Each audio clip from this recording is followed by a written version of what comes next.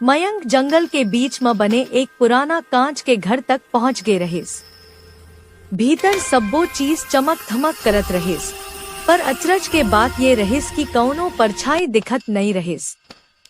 जैसनेच मयंक कांच के दीवार ला हाथ लगाइस, अंदर फंसे रहे एक काला साया अचानक जिंदा हो गए। वो साया मयंक के परछाई के भूखा भूत रहीस। ओह झपट के मयंक के परछाई ला खींच लेस।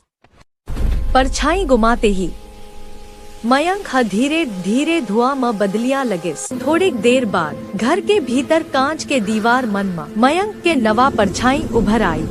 मयंक के नवा परछाई दीवार में उभरिस, पर वो परछाई सामान्य नहीं रहिस। ओकर आँख मन लाल लाल चमकत, जैसनेच वो कांच के भीतर ले मयंक ला ताकत रहिस। मयंक धुआं बनेबने कमजोर पड़त रहिस, पर ओकर कान में अचानक एक फुसफुसाहट गूंजिस। अपन असली देह के याद रख, परछाई ताकत देथे, छीनथे नहीं।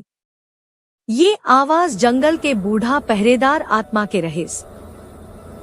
मयंक दौड़त दौड़त जाते कांच के टुकड़ा करा। अब वही कांच मां अपन चेहरा देखते। आऊ उही के आघू मां परछाई आ जथे।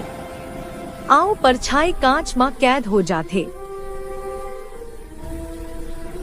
फिर मयंक परछाई के कैद ले आजाद हो जाथे।